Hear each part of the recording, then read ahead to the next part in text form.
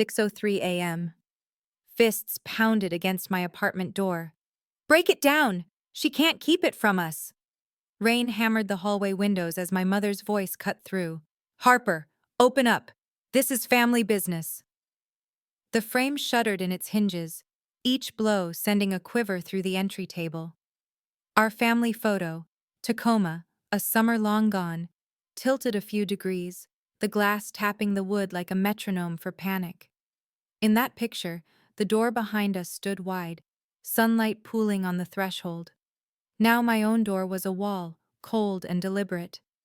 I stood barefoot on cool planks, counting breaths, counting impacts, letting the rhythm slow until my heart stopped trying to match their fists. "Vivian," I called, voice even from habit more than calm, "this isn't how we fix anything." "You think a lock changes facts?" my sister snapped through the crack. "That condo belongs to the family. You used our name, our equity. Open it." I turned to the wall where the embossed VA loan certificate hung, raised seal, my signature, the neat rectangle of proof. Wet iron and coffee scented the Seattle morning. The whole city felt like a ship at anchor, cables humming in the rain. My father's baritone tried to soften the edge. "Elaine, enough. Let's talk." "Talk?" my mother shot back. "She's hoarding what we built." I set my hand on the deadbolt but didn't turn it. I wouldn't call 911. Some lines felt like detonations you couldn't take back, and I wasn't ready to report my mother like a stranger. The knob rattled hard, metal against metal, a key failing in a lock she didn't own. Through the peephole I caught silhouettes, Vivian's blazer sharp as a blade, my mother's umbrella dripping, my father turned halfway away, as if even he didn't want to see what came next. The pounding faltered, then ceased. Silence widened, urgent and electric. On that silence, the photo tapped once more and settled. I slid down, knees to chest, back to wood. "This time," I whispered, "I'm not surrendering." The words surprised me with their weight. 6 months earlier, under fluorescent office lights, I had signed closing papers while my mother hugged too tight, murmuring into my hair, "A home is meant to be shared." I'd thought she meant visits, holidays, spare keys for emergencies, not collateral, not co-ownership rewritten in the family ledger. I rose and set the chain, then the top bolt. My hand trembled despite the smallness of the motion. Rain hissed along the corridor, a sound like pages turning. I faced the door as if it might answer back. "This is my apartment. You have no right to be here." Ownership, spoken aloud, felt like opening lungs after deep water. Somewhere below, a ferry horn moaned across Lake Union. Somewhere above, a neighbor's kettle clicked off. Life moved forward, unbothered. Footsteps retreated. Heels, a hurried scuff. My father's slower tread, fading into the gray. I let out the breath I'd been hoarding and reached for my phone, more habit than need, thumb smearing a rain-cold screen. The room steadied. Certificate on the wall. Damp umbrella by the mat. Coffee cooling on the counter. For a heartbeat, the quiet held. As their footsteps fade, her phone pings. Bank alert, co-application pending approval, Vivian Lane. She stares at the screen, frozen. The door might have held, but the breach has already begun. "Battles don't always need bullets," Logan once told me. "Sometimes, all it takes is a forged signature." That line echoed as I opened my laptop and saw my own name where I hadn't written it. The bank alert from the morning hadn't faded. It pulsed behind my eyes as the portal loaded. The condo was dim except for the monitor's glow, the city outside humming like distant circuitry. I moved through menus the way I once moved through checklists, deliberate, emotionless, ready for impact. There it was. Activity, power of attorney renewal. Submitted 48 hours ago. The originating device wasn't mine. I opened the PDF. Neat fields, clean margins, a digital signature that matched the one I had sent my mother years ago for utilities while I was deployed. A signature I never meant to be a master key. They hadn't traced my hand, they'd lifted my trust. I captured the page, the metadata, the audit log, screenshots stacked like sandbags. I pinged Logan on secure chat. Need an IP trace, potential POA fraud. His reply arrived as if he'd been waiting. Send headers. I exported everything, then watched the ellipsis breathe. He called, voice steady. IP terminates in Tacoma, consumer router, same ISP your parents use. A pause, then the line that felt like a steel rod down my spine. Fraud leaves fingerprints, digital ones last forever. I set the printer whirring. The condo filled with warm paper and the faint smell of toner. I printed the portal trail, the PDF, the login map. I printed a screenshot of Vivian's brand new selfie outside my building, captioned, "Home is where family belongs." She smiled like a realtor. The geotag did the rest. "Thank you for the evidence," I said to no one, and kept printing. Pages cooled on the table. I labeled each in block caps, initialed the corner, dated the margins. Control went on the manila tab. A strip of red tape sealed it shut with a sound like a zipper closing on weather. The folder leaned against the wall by the door, quiet, heavier than it looked. The monitor blinked with a new message. VA Loan Department. Subject, Security Notice. I clicked, heart steady, hands not. Your account access has been flagged for a fraudulent co-application. The sentence ran clean as a verdict. I exhaled and opened a new email, attaching my packet, requesting a case number, scheduling fraud alerts with the bureaus like setting perimeter lights in bad weather. Logan texted again. "Keep comms minimal, no debates over text. They'll try to lure you into statements they can screenshot." I muted family threads, slid the phone face down, and listened to the building breathe. Paper warfare. No uniforms, no salutes, only evidence and patience. Grief moved under the floorboards, but discipline held it there. Phone rings. Caller ID, Mom. "Harper, open the door. We just want to talk." Through the peephole, Harper sees her mother holding a yellow envelope marked Power of Attorney. Renewal. "We're family, Harper. You don't need lawyers for family." I laid my folder on the table, its red label, Control, staring back at all of them. That's exactly why I brought one. Lake Union glimmered beyond the glass like polished steel. Inside, candlelight made our faces look softer than we felt. Jazz curled through the room. Silverware sounded like restrained applause. Vivian smiled in a way that showed teeth, not warmth. "We're just here to clear up responsibility," she said, angling her menu as if it were a shield. "Shared assets, shared future." My mother slid a yellow envelope toward me. "A temporary addendum," Elaine whispered, lashes damp. "Just help your sister refinance. Sign tonight and it buys time." I rested my hand on the folder. "Time," I said, "has already run out." I opened Control and laid the sequence in a fan. The expired POA, the portal audit, the VA email, the bank letter stamped in blunt ink. Fraud confirmed. Candlelight trembled across the pages as if heat alone could erase them. Vivian's voice thinned. "You're misunderstanding. Those were drafts. We were exploring options." Her phone lit up on the table, and for a second the screen reflected in her whine like a siren. A shadow fell across our booth. "Evening," Caleb said, pleasant as a neighbor, sliding into the empty chair. He shook my father's hand, nodded at my mother. "I'm Caleb, friend of Harper's." He set his own small recorder next to the bread plate. "This meeting is being documented for compliance." Fork stopped midair. My father's jaw worked, but no sound came out. Elaine recoiled as if the word compliance had teeth. Vivian reached for charm and grabbed panic instead. "You can't be serious. This is family." I tapped my tablet and turned the screen around. Vivian's public post glowed in perfect resolution, her smiling in front of my building. Caption: "Home is where family belongs." The comments were a chorus of praise. The geotag was a confession. "No context," she hissed. "Plenty," I said. "You provided it." The server appeared, then wisely vanished. Caleb cleared his throat and read from his phone, voice level. "VA Loan Department, 7:00 p.m. Your account access has been flagged for a fraudulent co-application." He looked up. That's tonight. Elaine's breath hitched into tears. How could you do this to your sister? To us? You've always been the strong one.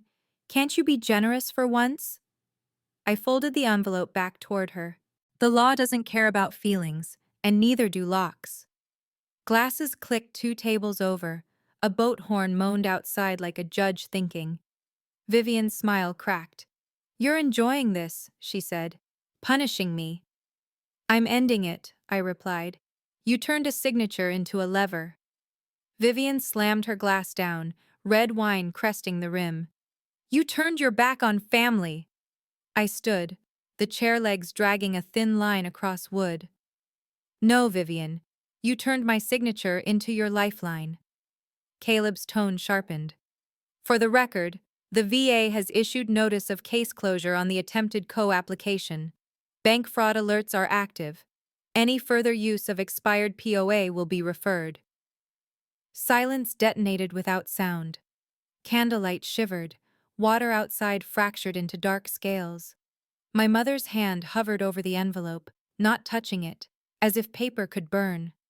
I gathered the documents, page by page, like reclaiming a name. My father finally looked at me, not through me. Something complicated passed across his face, shame maybe, or relief, that I had done the thing he could not. I slid control back into my bag and rose. The room widened, air returning to its normal size. Vivian stared at her reflection in the window, where we were all warped into strangers. Leaving the table, Harper's phone buzzes. Email. Subject. Something you should know about your sister's loans. G. Lane. The father who said nothing has finally spoken. A week after that dinner, Vivian vanished from calls, but not from the internet. Her post read, "Some people forget where they came from." I didn't reply. I sent another packet to my lawyer instead. Rain threaded down the glass in long, patient lines as I refreshed my inbox and watched a subject line arrive like a stamp on wet concrete. Case closed, fraud verified, permanent restriction issued. The VA's language was spare and final. Access revoked. Co-application attempt archived as fraud. Any future requests routed to compliance and legal. I printed 2 copies, slid one into control, and placed the other in a simple black frame beside the door, at eye level with the deadbolt. Justice made visible. A boundary you could read. Gerald's email waited beneath it, polite as a knock. For your records. He attached bank ledgers, refinance inquiries, and a deed report showing Vivian had tried to hitch our parents' house to her sinking line of credit. A second attachment followed a few minutes later, scanned forms bearing Elaine's name, but not her hand. The signature curved too neatly, the pressure uniform, the witness line the same pen everywhere. My throat tightened with a grief that felt like relief. Elaine hadn't authorized it, she'd been used to. I forwarded everything to Caleb without commentary. He responded with a single sentence. Truth travels best when it doesn't gloat. We scheduled a short call. He'd handle the notices to the bank and the quiet update to the fraud file. No press, no spectacle. Procedure like a lullaby. Online, the opposite weather. Vivian's feed bloomed with accusations. I was ungrateful, erratic, a veteran who had forgotten loyalty. Comment storms gathered. Cousins I barely knew, neighbors who loved a headline. I didn't answer. I screenshotted. Post by post slid into control. Evidence 2.0. Each image dated. Each URL copied. The pile stacking into a fence no rumor could climb. Near dusk, the intercom hissed. Harper? My mother's voice, thready, hopeful. When I looked through the camera, she was small beneath a plastic poncho, clutching a pie in a collapsing bakery box. Can we please talk? The words pressed against the old soft parts of me, the ones that opened by reflex. I kept my thumb on the button. Understanding starts when you stop knocking. The line landed gentler than I expected. She stared up at the lens, blinking. Then she set the box at the threshold and stepped back into the rain. By night, the cardboard surrendered, the crust slumping like a tired apology. I left it there until morning, then swept it away with the leaves. At the Veterans Legal Center, the fluorescent quiet felt like a shelter you could fold and carry. Caleb slid a thin stack across the table. "Permanent restriction is in effect," he said. "Your file is locked. Any attempt to access or represent you triggers a review, and you'll be notified within the hour." He hesitated. "Your father's documents were critical." I nodded, the weight of it settling where blame used to live. He's been helping from shadows his whole life.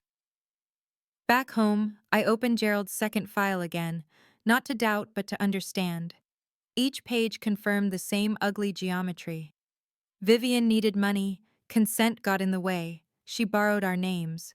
The line that had separated accomplice from victim shifted, and in the quiet of my living room I let it move through me.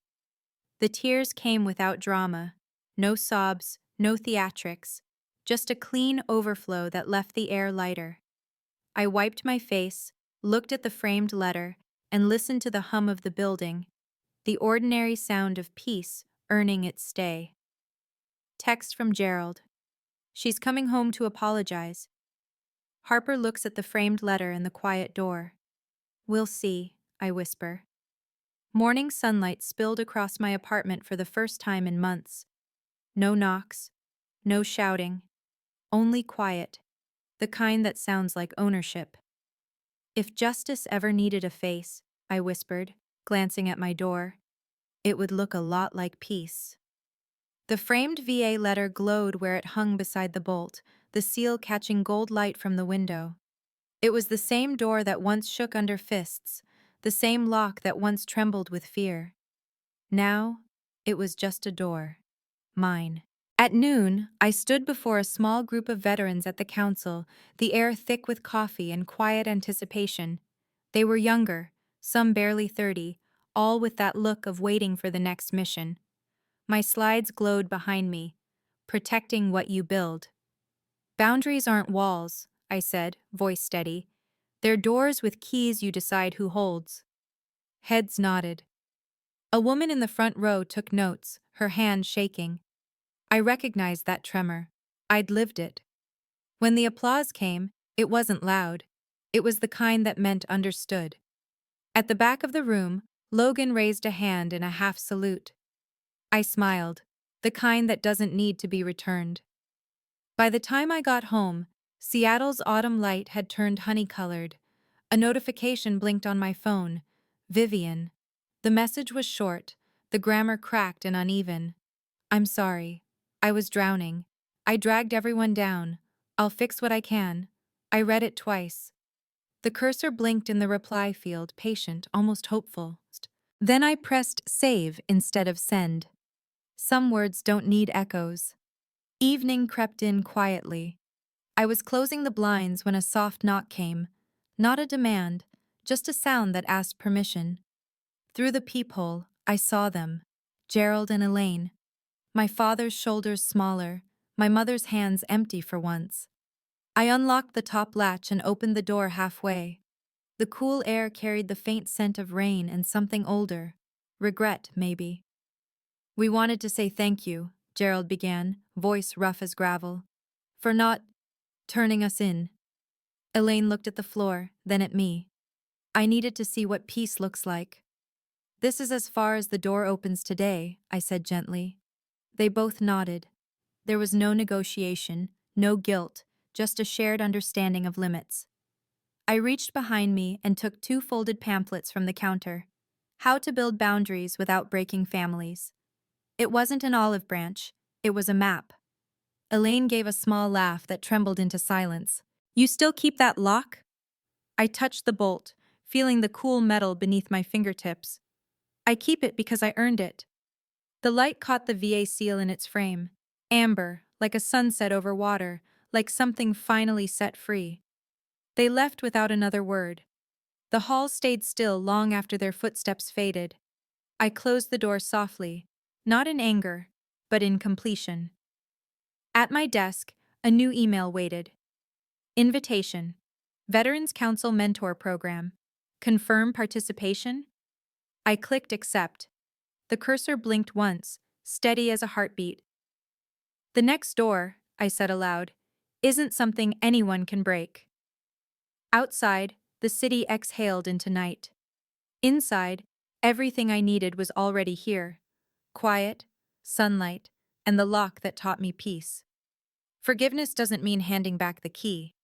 Peace begins when you learn which doors to keep closed. If you were sitting across from me right now, I'd ask you this: what would you do if the people you loved tried to take everything you built? Maybe you'd fight louder, or maybe, like me, you'd learn that silence can be stronger than shouting. I want to know what you'd tell someone standing where I stood, between love and self-respect. Leave me your thoughts, your advice, your stories. Tell me if you've ever had to close a door to protect your peace. And remember, boundaries aren't cruelty. They're proof that you finally know your own worth.